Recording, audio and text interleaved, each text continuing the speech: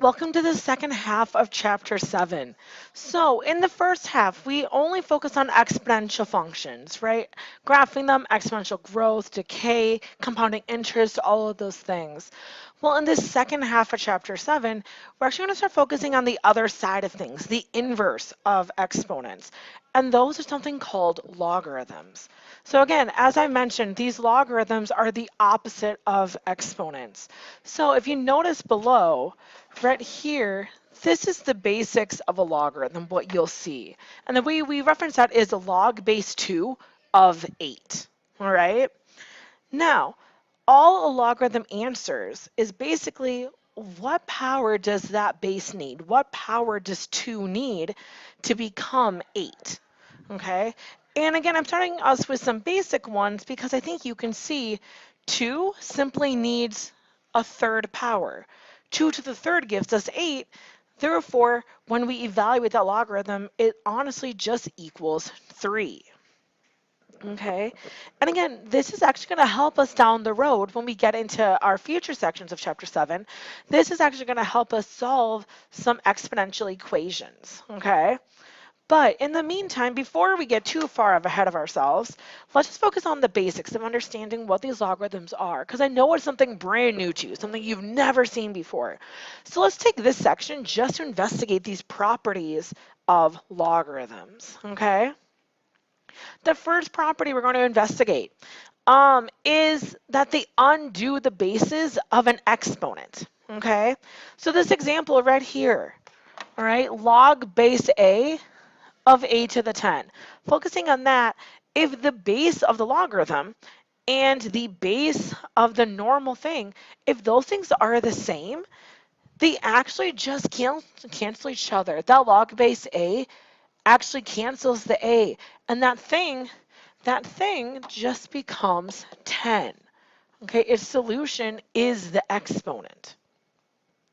Again, this is a very, very important property that you're going to see used down the road a lot in this chapter. You can even see it working in the problem above. The log base 2 to the 8.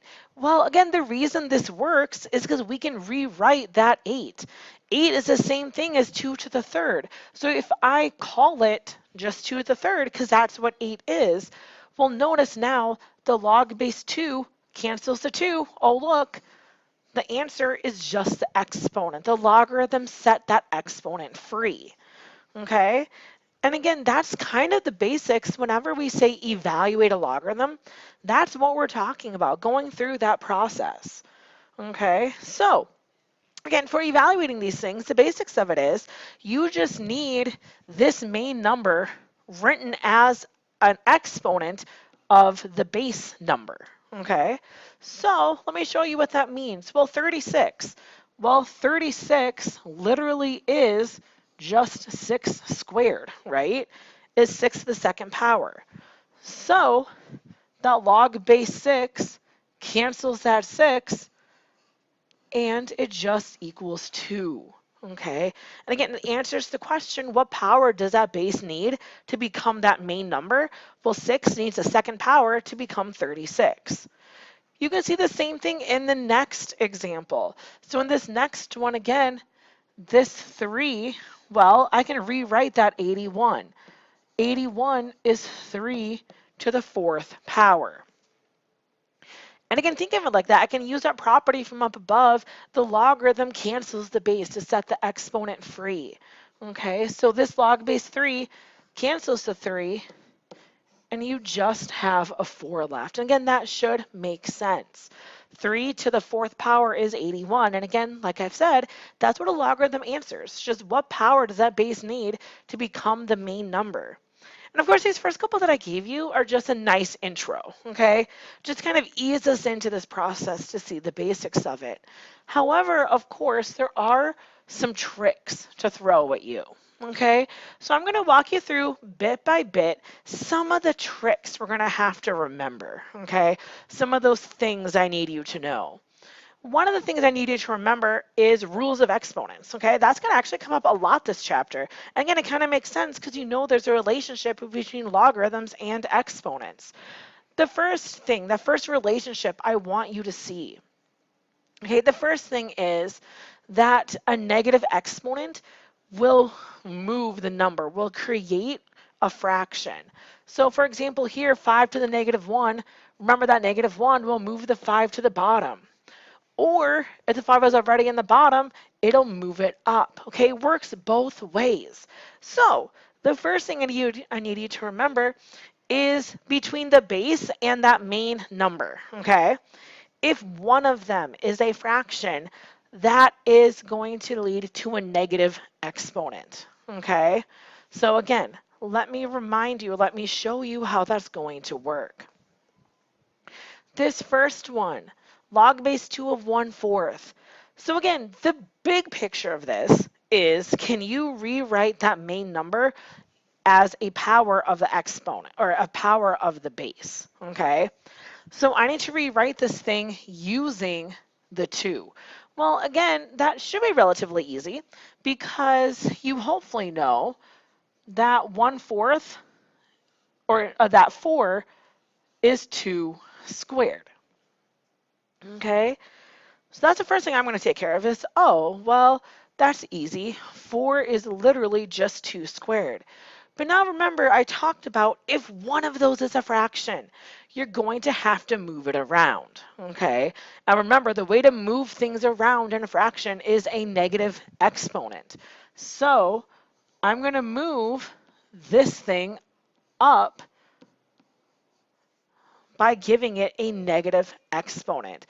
So that 2 squared moves up with that negative exponent, and now log base 2 cancels the 2, and it just equals a negative 2. We can see it working in the next one as well.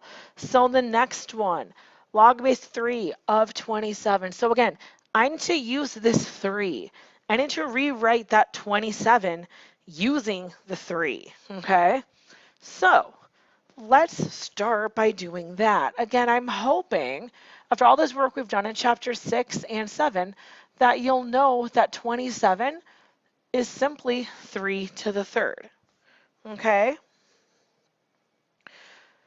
So, but now again, one of the rules is logarithms only work if the base is exactly the same as the main number. Well, right now the main number is a fraction and the base is not. So remember, that is an indication that we need a negative exponent here. I can use a negative exponent to move that 3 to the third up. Again, it just tacks a negative onto it, okay?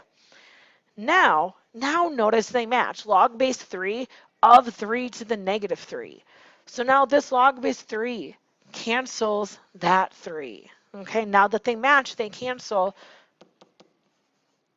And it just leaves me the exponent as my answer. And again, big picture, what that's telling me is that 3 to the negative third power is 1/27th. And again, you can verify that. You should know that that is true.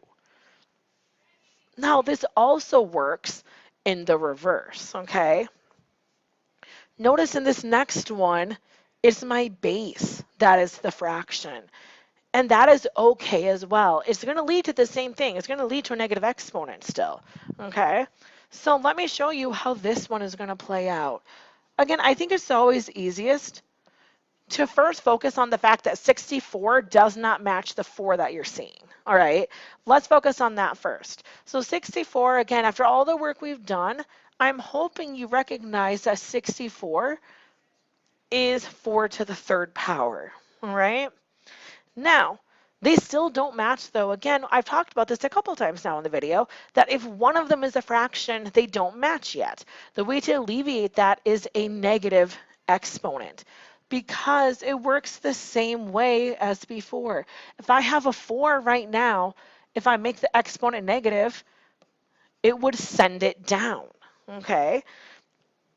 And in the process of sending it down, now they match. Log base 1/4 of 1/4 to the negative third power.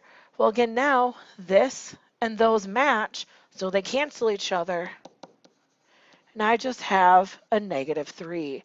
And again, what that's communicating to, what that's telling you, is that that original base, that 1/4 to the negative third power is equal to that original 64. Okay, you're finding the exponent that that base needs to become the power. Now, one little caveat to this, again, big picture is when one of them is a fraction, you're going to end up needing a negative exponent. However, be aware that if both of them are fractions, you actually don't need that negative exponent, okay? So what I mean by that is look at this. So here, I need to rewrite it as a 1/2. Well, again, the nice thing is 8 is a power of 2. Isn't 8 2 to the third power? So I can rewrite this log 1/2 is the same as 1/2 to the third power, because again, 8 is 2 to the third. Okay, and rewriting it like that, notice the base is already the same as the main number, right? They're in the same location. Both of them are fractions. So here they actually cancel out right away and just give me that 3. Okay, they cancel each other. You can notice the same thing in the next one. Again, I need to rewrite this using 1/5. Well, good news for us, 25 is 5 to the second power. And again, in this case, because both of them are fractions, I don't need a negative exponent to manipulate them, to move them around, okay? It cancels right away. That logarithm cancels the base and sets free that exponent, okay? Just leaving me the 2. Because again, 1/5, or sorry, 125 is 1/5 to the second power. There is another little trick to this, okay? So what if the main number is actually smaller than the base? So in this instance, 9 is smaller than 81. So this obviously isn't just a normal power that we're dealing with, is it? But you do still hopefully see a relationship. Isn't 9 the square root of 81? So if I need to write this in terms of 81, in terms of that base, well, 9 is the square root of 81. Okay, so again, I'm hoping you still see that relationship. I'm trying to rewrite all of these using that base.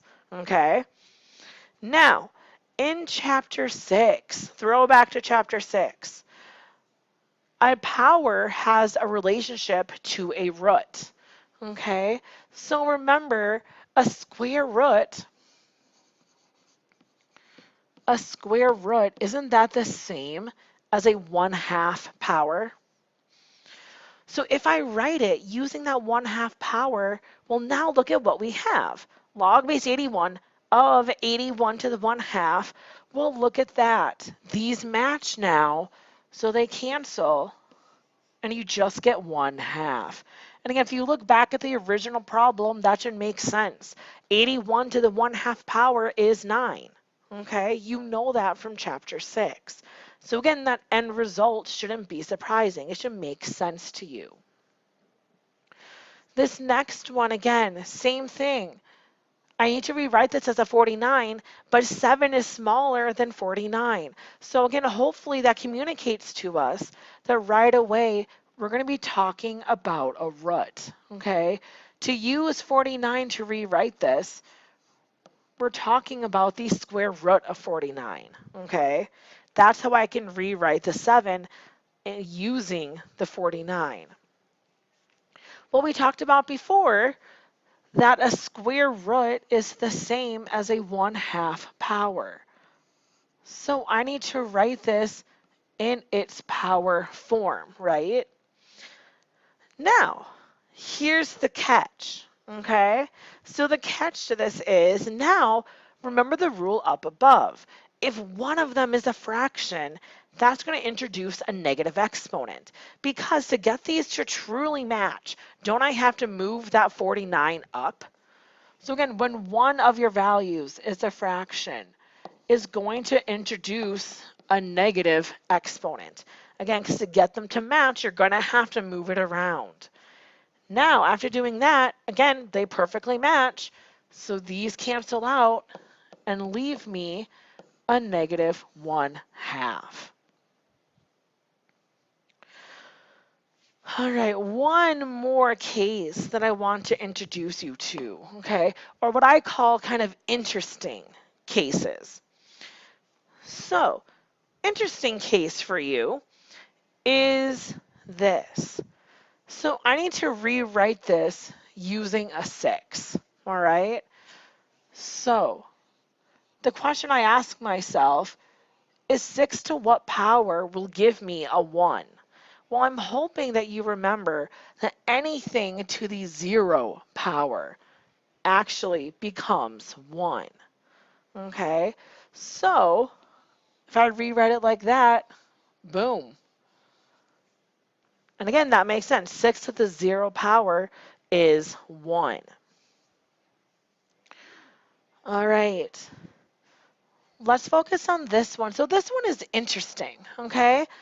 Because this would be searching for 2 to what power could I get a negative 4? Well, let's think about that, okay? Because 2 to the second power is positive 4. All right, so that's not going to work. Some kids might be under the impression, oh, well, if the answer is negative, let's just put a negative there. 2 to the negative 2 power. But remember, a negative exponent just moves it down. 2 to the negative 2 power would just be giving me a 1/4. So no matter how much you brainstorm, okay, no matter what you do, you're actually never going to find something that can accomplish this. A power can never change an answer into a negative, okay? It doesn't work that way. So this actually doesn't work. You can never have a negative number in a logarithm, all right? It doesn't work. So again, just a little tidbit to be aware of. You'll never be dealing with negative numbers inside of logarithms. It can't happen. All right, that last one, log of 100. So here you're probably noticing the reason I put this as a special case is because it doesn't have a base on it. All right. Now, the interesting thing about that is that's okay. This is actually called the common logarithm. Okay, what the common logarithm is just the fact that base 10 is so common in real world examples that if the base is 10, they just neglect to put it on there. So this is literally the same as this. Okay, it's just that base 10 is hidden because it's so utterly commonly used, they just don't feel the need to use it all the time. Okay, so if you ever see a logarithm without a base written on it, all that means is that it secretly has a base 10. And again, what I recommend is writing that on it, okay? Because that's going to help you see what's happening here. So now, what power does 10 need to become 100? Well, 10 squared is 100. Okay, so that one would just be 2. But again, you wouldn't see that unless you wrote the 10 on it. Okay. All right, so lots and lots of good stuff to talk about there. Now, let's shift gears a little bit. So we spent a lot of time investigating that, just how to evaluate these, how they work. Let's talk about how to go back and forth between the two. So we've established the connection between logarithms and exponents. Now let's talk about how can we switch between their forms, okay?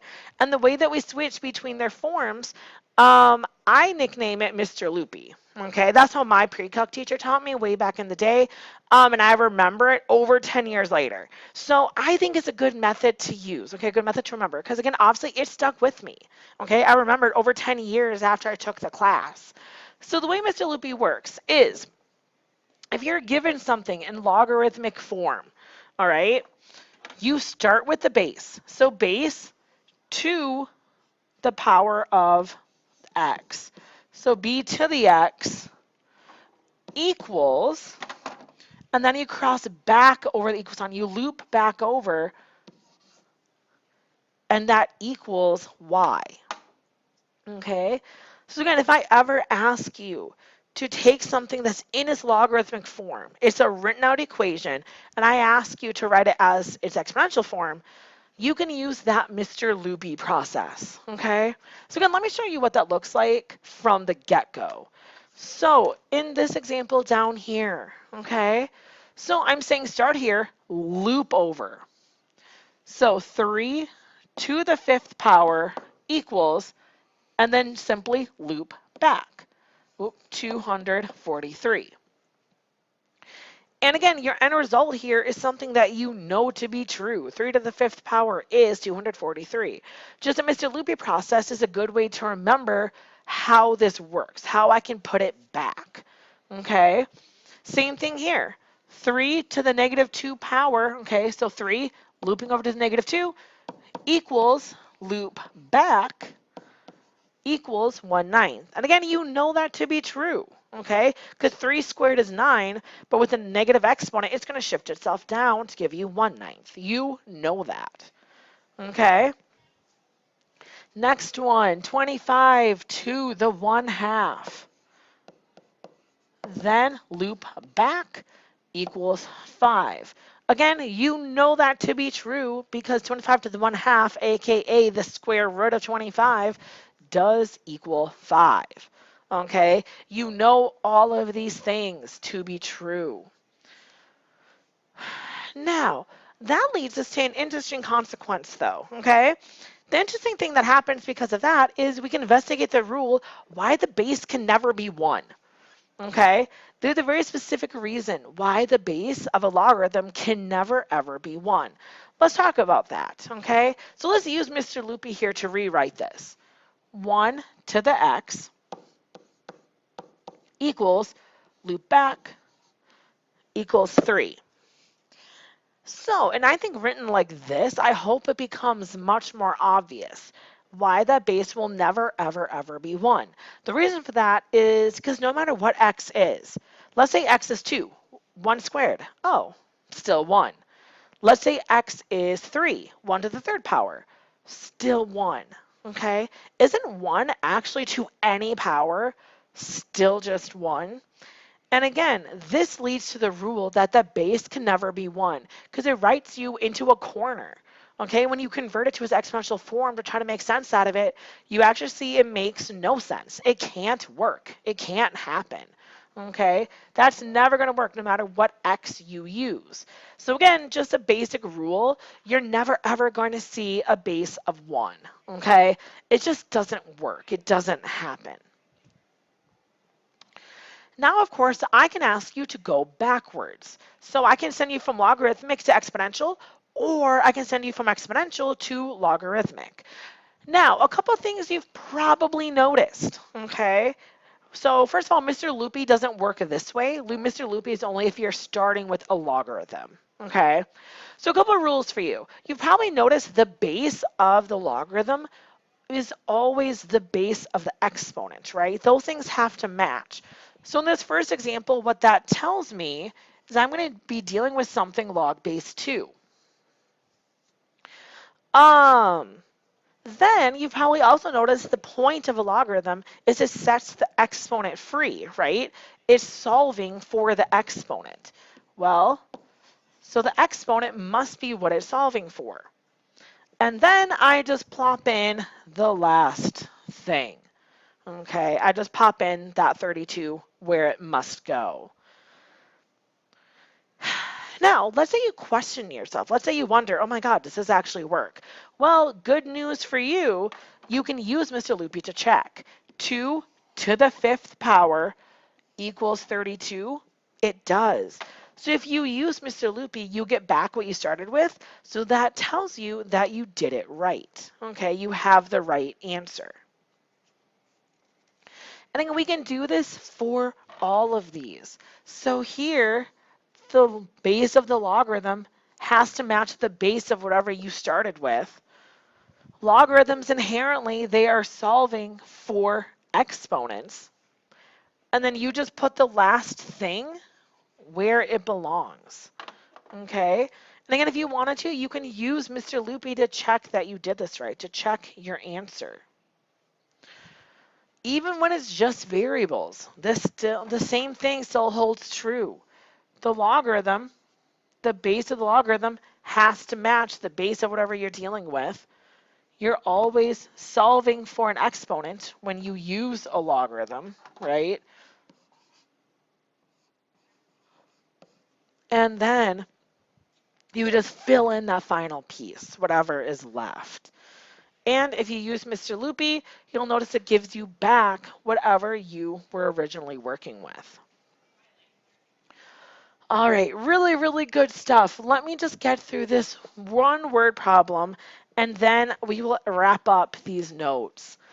So, many measurements of physical phenomena have such a wide range of values that the reported measurements are logarithms, or exponents of the values, not the values themselves. When you use a logarithm of a quantity instead of the quantity, you're using a logarithmic scale. The Richter scale is a logarithmic scale.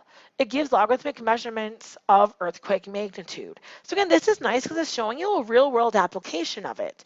Logarithms, those of you in chemistry using pH for acidity, that is another logarithmic scale. So again, you can see this actually has a lot of consequences in the real world, a lot of applications to the real world. So in December 2004, an earthquake with magnitude 9.3 on the Richter scale hit off the northwest coast of Samaria. Or of Sumatra, sorry. The diagram shows the magnitude of an earthquake that hit Sumatra in March 2005. The formula, the logarithm of the intensities divided equals the magnitude subtracted, compares the intensity levels of earthquakes where I is the intensity level determined by a seismograph, and M is the magnitude on the Richter scale. How many times more intense was the December earthquake than the March earthquake? All right. So here it tells us in December, there was one of 9.3. And in March, there was one of 8.7. Okay? And it's telling us that those are the magnitudes here. Okay? So those being the magnitudes, if I'm going to write this out, I plug those in for M, right? Those are the magnitudes. So, log of this equals, and that's just zero point 0.6. Now, notice we already talked about this logarithm actually does not have a base.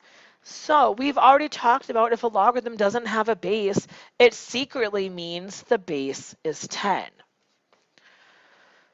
Now, let's talk about, it wants to know how many times more intense. Well, this division right here, when you're dividing, you're finding out how many times bigger something is than something else. So essentially, that is what I'm looking for, that ratio will tell me how many times more intense it was. So essentially, I just have to set that ratio free, okay? Now, this is why in the last slide, I showed you Mr. Loopy. Because notice what Mr. Loopy is going to do in this case. If I'm trying to break free the inside of a logarithm, look what happens.